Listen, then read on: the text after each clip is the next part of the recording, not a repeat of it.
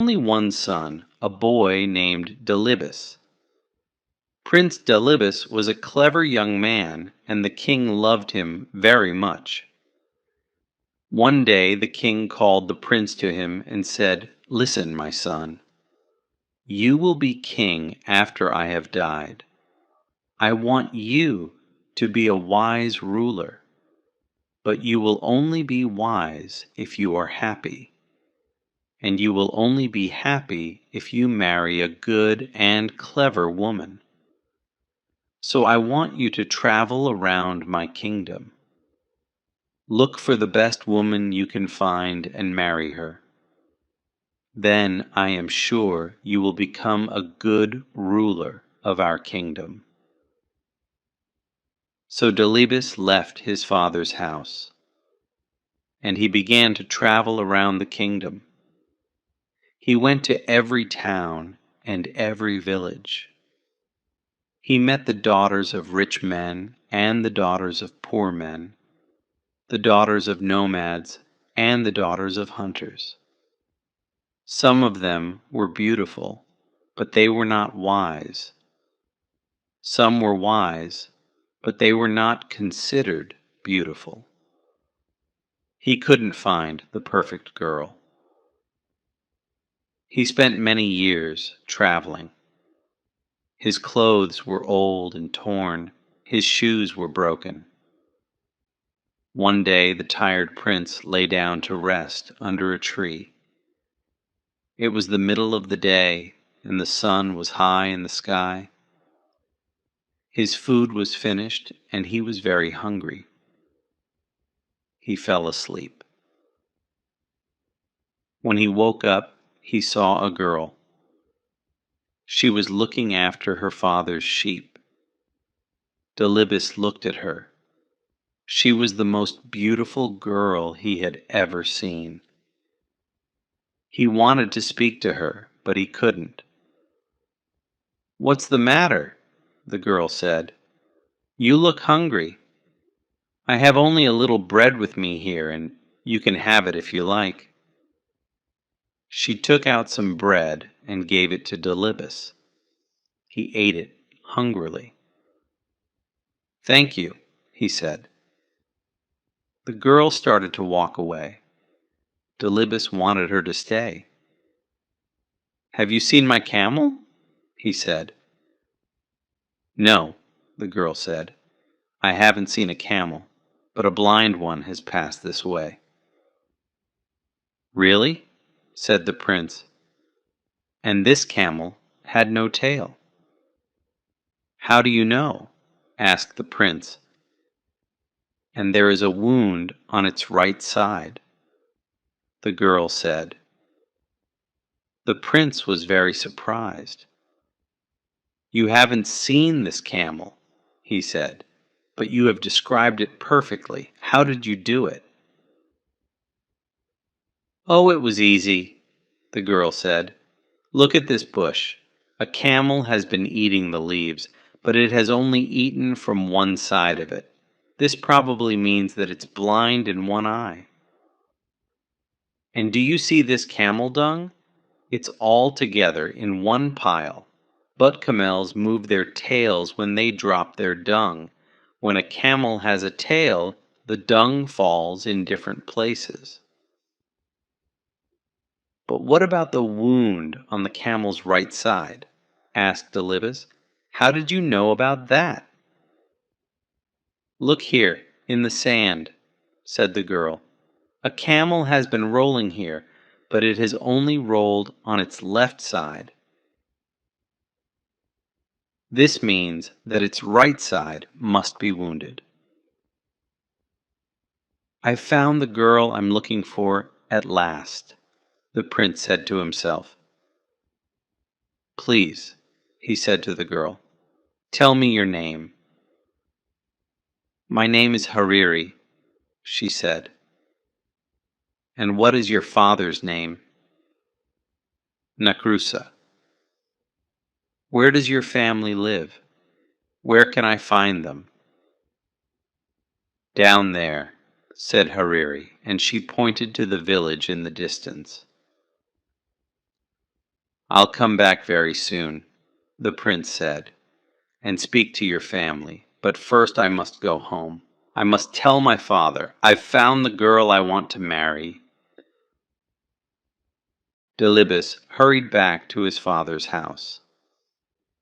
Father, he said, I've found her. She's the wisest and most beautiful girl in your kingdom. His father smiled. That's good, my son. But don't be in a hurry. Find out more about the girl. Meet her family. Talk to them. So Delibes began the journey back to Hariri's village. On the way, he met Nakrusa, Hariri's father. Let's walk together, he said to the old man. Very well, Nakrusa said. It was a long way to the village. The path was rough and stony, and the sun was hot. Nakrusa and Delibes walked together, but they didn't speak. At last, Delibes said, The journey is too long and we are both tired. Let's make it easier. Why don't you carry me? Or, if you like, I will carry you. Then the time will pass more quickly. Nakrusa looked at Delibes, but he didn't say anything. What a crazy idea, he thought. What a stupid young man. They walked on, but they still didn't speak. After a while they passed some young men. They were looking after a herd of 100 cows. Old man, said the prince, who do these cows belong to?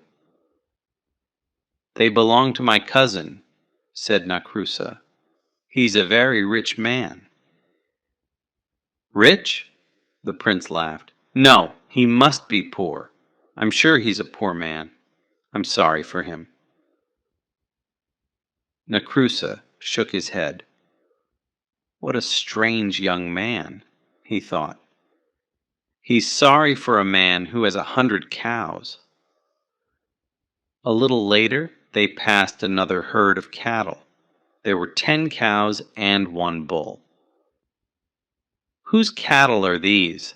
Delibes asked. Oh, they belong to my neighbor, said Nakrusa. He's only a poor man.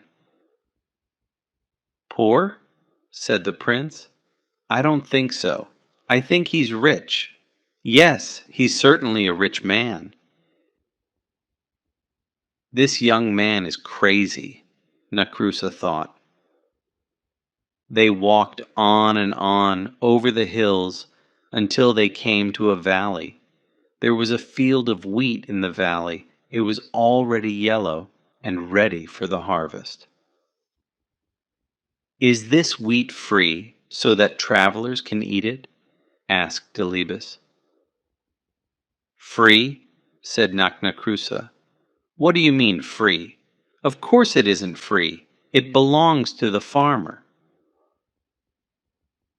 I don't understand this boy at all, he said to himself. The sun was going down now. It was nearly evening. At last they could see the village in the distance. Some people were coming out of the village. They were carrying the body of a dead man. They were taking him to the cemetery. Who has died? Delibes asked Nakrusa. Who was this man? He was a good old man, Nakrusa answered. I knew him well. And will his name be buried with him? Asked Delibes. Or will his name live on? How stupid, Nakrusa thought. The poor man is dead. Of course his name dies with him. It won't be used again. He said nothing. He walked on towards his house, and Delibes followed him. Part 2. The prince and Nakrusa came to Nakrusa's hut. The old man turned round to Delibes. He wanted to say goodbye, but the prince had already followed him into his compound. Nakrusa was tired of Delibes. He wanted him to go away. But now, the young man was his guest. He had to welcome him. So he went into his hut and brought out a mat. He put it on the ground, and Delibes sat down on it. Hariri was inside the hut. She was cooking the evening meal. "Listen, daughter," Nakrusa said to her. "We have a very strange guest. A crazy young man has followed me all day. He's come to the village with me, and now he's here in my compound. Take him some water so that he can wash his feet." So Hariri took some water and went out to wash Delibes's feet. He was very happy when he saw her. She smiled at him, and his heart jumped. She was even more beautiful than before. "Why don't you put your feet on the mat?" she asked him. "Look, they're on the dirty ground." "But my feet are still dirty," Delibes answered. "You haven't washed them yet. If I put them on the mat now, the mat will get dirty too." So Hariri washed his feet. When they were clean, he put them on the mat. Hariri went back into the hut to find her father. "This young man isn't crazy at all," she said. "Oh yes, he is," said Nakrusa. "Do you know what he said to me on the road?" "Let's make the journey easier," he said. "Why don't you carry me? Or, if you like, I'll carry you." Wasn't that stupid? How can I, an old man, carry a big young man like him? "But father," Hariri said, "you don't understand. He meant that the journey was long and boring. He wanted to make it interesting. When he said, 'Why don't you carry me?' he meant, 'Why don't you tell me a story?' And when he said, 'Or if you like, I'll carry you,' he meant, 'Or if you like, I'll tell you a story.' In that way, you could help each other along the road." "Well, anyway," said Nakrusa, "that wasn't the only thing. We passed a big herd of 100 cows. 'Who do these cows belong to?' he asked me. He must be a poor man." "Poor? A man with 100 cows is rich." Then later we passed a small herd of 10 cows and 1 bull. "Who do these belong to?" he said. "Oh, he must be a rich man." Now, isn't that crazy? "No, father," Hariri said. "He's right. The man with 100 cows is rich now, but he won't be rich for long. If he doesn't have a bull, his cows will never give birth to calves. After a while they will all die and he'll be poor again. But the man who has a bull as well as 10 cows will soon be rich. His cows will all have calves. He'll have more and more cattle every year." "You haven't heard it all," Nakrusa said. "We passed a field of wheat." "Is this wheat free, so that travelers can eat it?" this stupid boy asked me. "Free?" I said. "Of course it isn't free. It belongs to the farmer. Only he can eat it." "But father," said Hariri, "who is the farmer? Is he a generous man? Does he give food to the guests and travelers who come to his hut?" "Yes," said Nakrusa. "I know the man. He's a good man. He's always kind to guests and travelers." "And does he ask them to pay for their food?" asked Hariri. "Of course he doesn't," Nakrusa answered. What kind of man asks his guests to pay for their food? Then the young man was right, Hariri said. The wheat is free. Travelers can eat it without paying. Well, perhaps, Nakrusa said. But listen to this.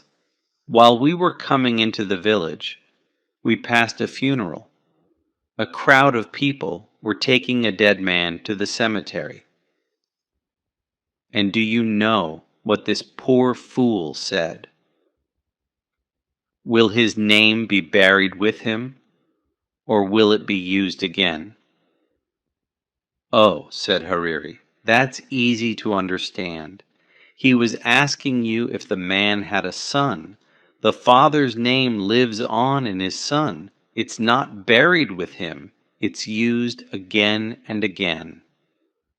Nakrusa was tired of talking to his daughter. He went to talk to her uncles. My daughter's crazy, he said. You have seen that strange young man sitting outside my hut. He asks all kinds of stupid questions, but my daughter likes him. Does she? Said Hariri's uncles. That's good. Your daughter isn't a child now. She must get married soon. Why don't you let her marry him? He looks like a good man to us. Oh, very well, said Nakrusa. But it's all so strange. I can't understand it at all. They're both crazy. Hariri heard her uncles and her father. She was very happy. He's so handsome, she said to herself, and so clever. He's the best young man I've ever seen. Delibes was still sitting outside the hut on the mat. He heard Hariri's words. He was very, very happy. Part 3. The wedding was soon arranged. Delibes hurried back to his father, the king. Hariri is a wonderful girl, he said, the best girl in all Afar. I am very happy for you, my son, the king said. Send camels and cattle for the feast. Take some servants and all my armed men. Go to her house and marry her. Then bring her back to the palace. Oh no, father, said the prince. She doesn't know that I'm the king's son. I don't want to tell her yet. I won't take any armed men with me. When I go to her house, I'll take only one servant. She'll think I'm a poor man. If she marries me, I'll know she really loves me. The king smiled. Very well, my son, he said. Go, but come back soon. I want to meet my new daughter. It was a long way from the king's house to Nakrusa's village. The prince and his servant started their journey early in the morning, but they walked all day. The sun rose higher and higher in the sky. It became hotter and hotter. I'm very hot and very, very thirsty, Delibes said. I must have a drink. That's all right, sir, the servant said. Look, we're coming to a water hole. You'll find some water there. They came to the water hole, and Delibes looked down into it. The hole was deep. The water was a long way down. Climb down and fill my water bottle, Delibes said to his servant. Oh no, sir, I can't do that, the servant said. I don't want to fall and break my neck. So Delibes climbed into the water hole himself. He drank the cool, clean water and filled his bottle. Then he looked up at his servant. Pull me up, he shouted, but the servant laughed at him. Pull you up? He said. Why? You fool, I'm going to be the master now. He picked up a big stone and lifted it above his head. He's going to throw it down and kill me, thought Delibes. Wait a minute, he shouted. Don't kill me. You'll never escape. Someone will soon find my body.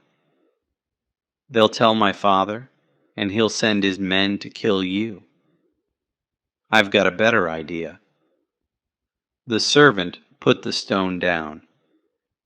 What do you mean, a better idea? He said. We'll change our clothes, said Delibes.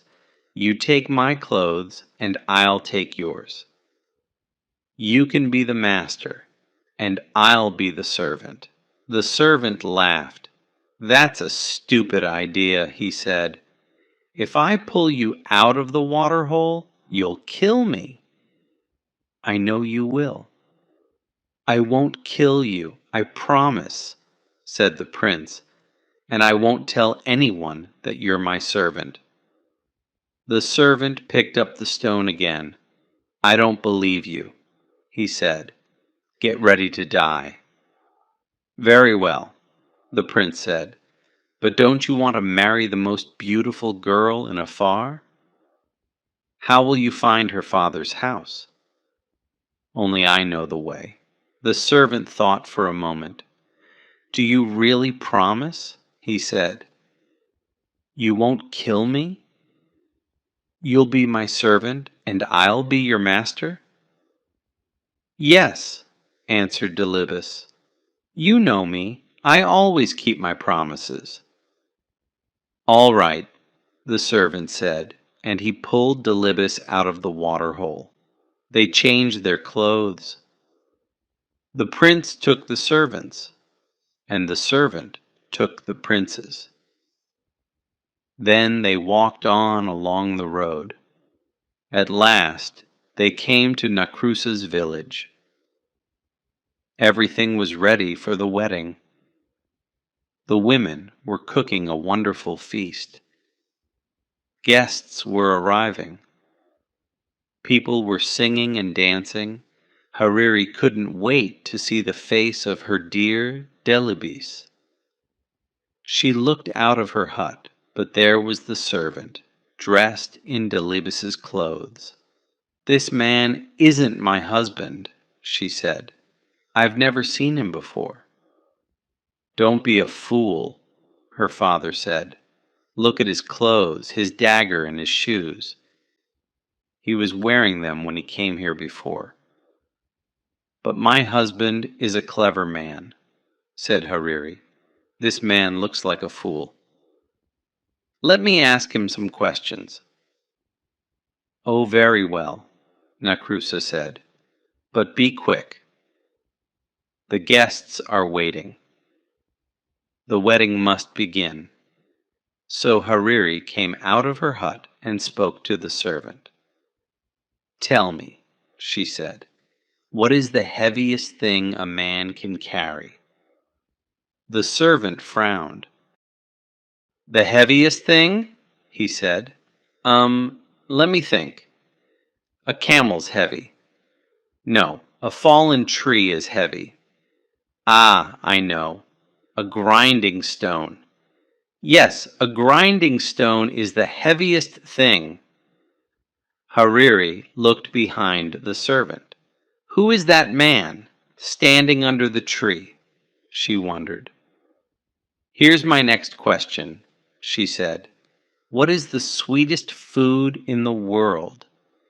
The sweetest food, the servant said. The sweetest food. Yes, I know the answer. The sweetest food is honey. Hariri was watching the man under the tree. He was coming towards her now. I have one more question, she said to the servant. What is the most beautiful smell in the world? The servant shook his head. What a stupid question, he said. Flowers have the sweetest smell. Everyone knows that. Delibes was standing behind his servant now. He smiled at Hariri. "This man says he's my husband," said Hariri, "but he's a fool. His answers are stupid."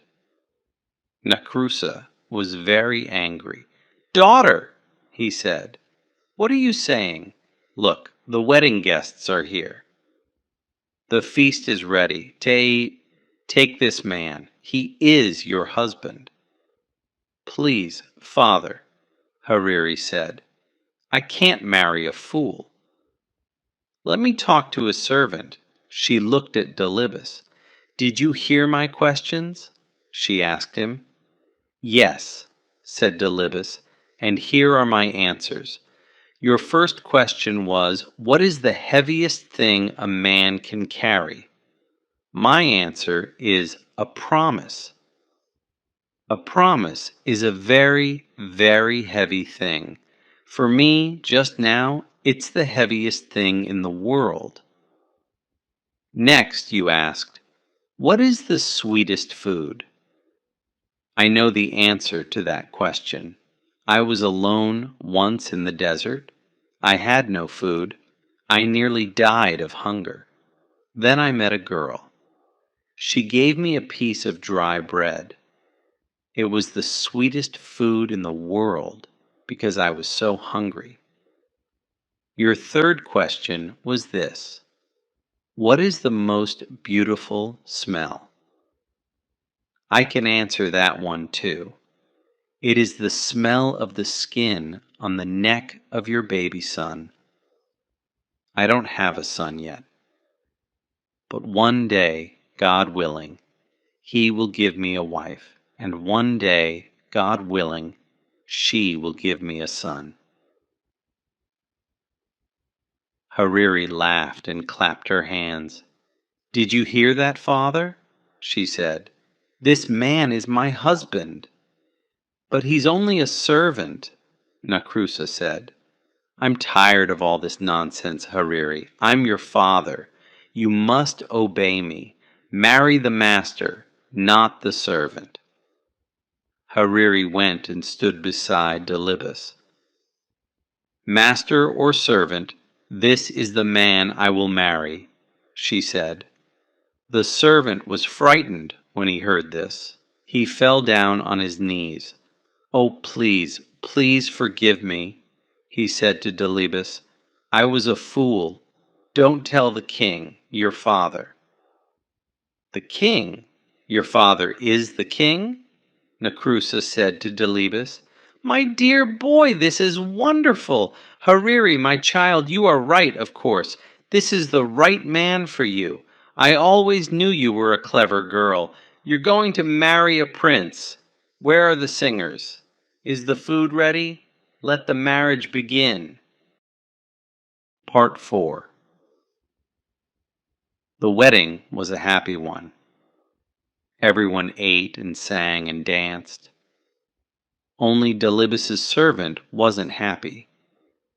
He went out of Nakrusa's compound and ran away. They never saw him again. The next day, Delibes and Hariri began the journey back to the king's house. Everyone there was very happy to see them. The king liked his daughter-in-law at once. "My son, you have chosen well," he said to Delibes. "Now I know that one day you will be a wise and happy ruler." After a year, Hariri had a son. Delibes was very happy. He took his son in his arms. He smelled the skin on the baby's neck. It was the sweetest smell in the world for him. Hariri smiled at him. "I have given you a son," she said. "Now I want you to give me a promise." "Yes, of course," said Delibes. "What is it?" "I'm always frightened when you go out at night," Hariri said. "There are bad men in the town, and the wadi is the most dangerous place." Please don't go to the wadi in the evening when the people and the animals have returned to the town. Promise me." "I promise," said Delibes. And so Delibes and Hariri lived happily for many years. They had 7 sons and 7 daughters. The old king died, and Delibes became king. He was a wise and good ruler. The years passed. One day when Delibes and Hariri were old, a servant came to Delibes. "The camels have returned from the wadi," he said, "but one of them is lost." Delibes forgot his promise to Hariri. "I'll go myself and look for it," he said. It was dark outside. There was only a half moon in the sky. Everything was quiet. There was nobody at the wadi now. Everyone was at home in their own houses. Suddenly, 4 men jumped out from behind a tree. "Give us your money," shouted one. "Give us your clothes," shouted another. The third man came close to Delibes and looked at his face. "Let him go," he said to the others. "It is the king." "What?" the fourth man said. "Yes, quick, let him go." But the first 2 robbers laughed. "Let him go?" they said. "Are you crazy? He'll send his soldiers after us. They'll catch us and kill us. No, we must kill him now." They began to argue with each other. "Kill him," the first 2 robbers said. "Let him go," said the others. The first 2 robbers were the strongest. "We must kill you," they said to the king. "We want to save our own lives." "Give me one last wish before I die," the king said. "Very well," said the robbers. "What is it?" "Go to my house," Delibes asked them. "Tell my wife that you saw me near the wadi. Say to her, 'There's a black cow in my herd of cattle. Its horns are too long. It will put out the eyes of the other cows. Take it out of the herd.'" "Is that all?" asked the third robber. "No," answered the king. "Tell her this. There's a black mat on the roof of my house. Take it away. Put a white mat there in its place." "Is there anything else?" said the fourth robber. "Yes," Delibes answered. "I have 4 camels. Tell my wife to keep 2 of them, but tell her to let 2 of them go." "Have you finished now?" the first robber said. "Yes," said Delibes. "Then you must die," the first robber said. And so the robbers killed Delibes. They took his body and threw it under a tree. "Come on," the first 2 robbers said. "We must run away." "No," said the third and fourth robbers. "We must take the king's message to his wife." "We promised." "Are you crazy?" the first robber said. "She'll know that we killed him. Her sons will kill us." "But she doesn't know that he's dead," the third robber said. "Nobody knows that he's dead."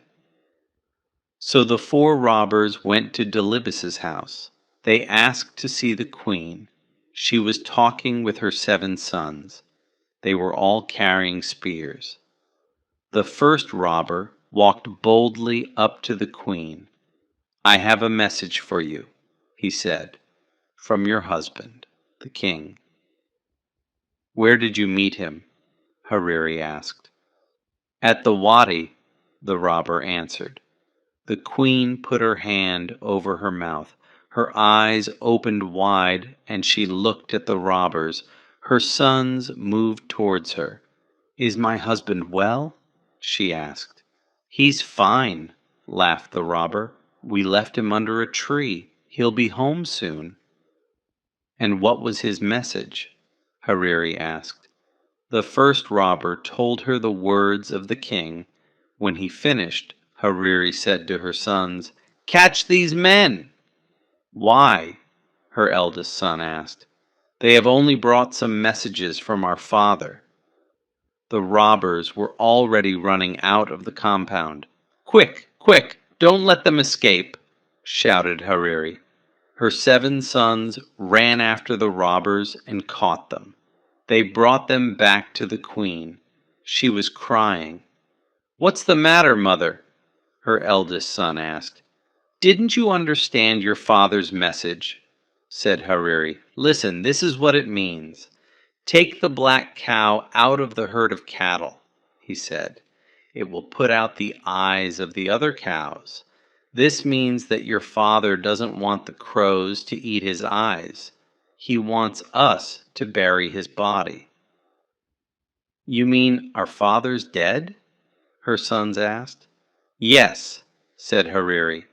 "This is his second message. Take away the black mat on the roof. Put a white one there. He is dead, and he wants me to put white clothes on for him." "It was these men who killed my father!"